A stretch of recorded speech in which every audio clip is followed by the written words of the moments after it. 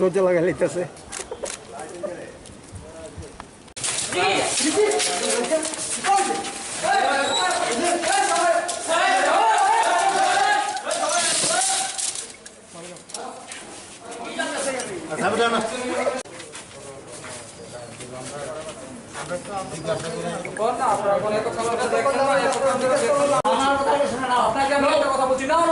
স্টুডেন্টের কথা শুনতে হবে, স্টুডেন্টের কথা শুনতে হবে, আমি আপনাকে রিকোয়েস্ট করছি স্যার, তুমি কোথায় রিকোয়েস্ট করছি স্টুডেন্টের কথা শুনতে হবে।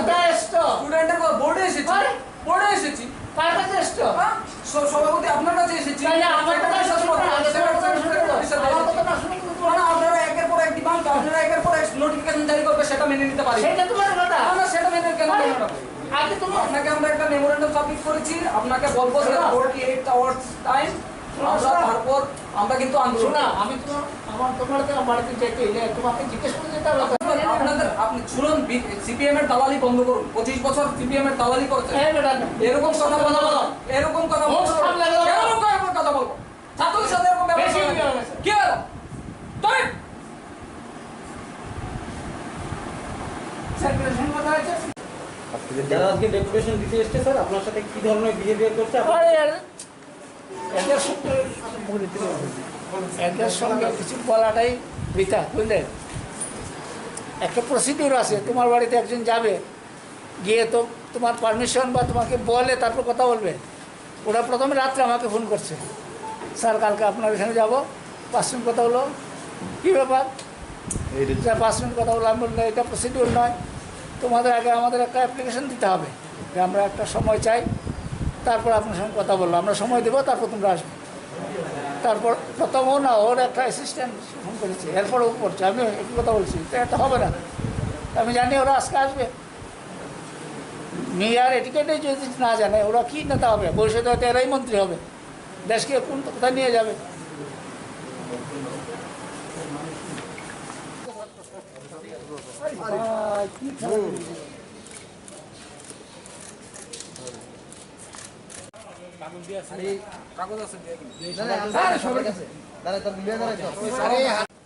মধ্যশিক্ষা পর্ষদ ডিক্লেয়ার করেছে continue student compartment, external compartment যারা ছাত্ররা আছে তাদের নাকি পরীক্ষায় বসতে হবে।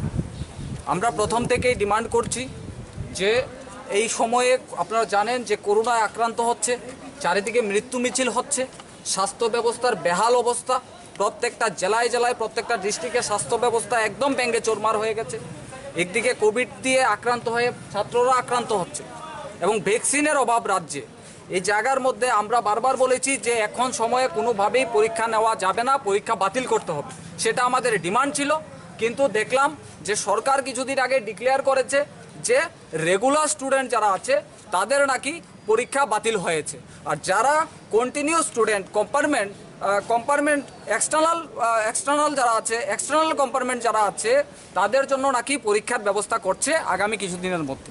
তো এই সিচুয়েশনে আমাদের দাবি হলো, আমরা চাই যে পরীক্ষা হোক।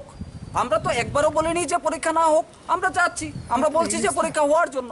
কিন্তু এই সিচুয়েশনে এইভাবে কোভিডে আক্রান্ত হচ্ছে, স্বাস্থ্য ব্যবস্থা ব্যাংকে চোরমার হয়ে গেছে, এই জায়গার মধ্যে কি করে আপনারা বলুন, মিডিয়া বন্ধুরা আছেন, প্রিন্ট মিডিয়া আছেন, ইলেকট্রনিক মিডিয়া আছেন, আপনারা বলুন ছাত্ররা কিভাবে পরীক্ষা দেবে? তাই আমরা আজকে মেমোরেন্ডাম সাবমিট করব। আমাদের পর্ষদ সভাপতি এবং প্রেসিডেন্ট এবং সেক্রেটারির সাথে আমাদের গতকালকে কথা হয়েছে, ওনাদের সাথে আমরা মিলিত হব এবং মেমোরেন্ডামে বলবো যে অতি সত্বর 24 ঘন্টা থেকে 48 ঘন্টার মধ্যে নোটিফিকেশন যদি জারি না হয়, ছাত্রদের জন্য আন্দোলন হবে ত্রিপুরায়। আমি বলে দিচ্ছি, একটা ছাত্রের উপর আক্রমণ করতে পারবে না। এর আগেও আমার উপর, আমাদের ছাত্র নেতাদের উপর আক্রান্ত হয়েছে, আমরা হসপিটালে ভর্তি ছিলাম এবং সারা রাজ্যে কিন্তু আমরা আন্দোলন আপনাদের মাধ্যমে বলছি।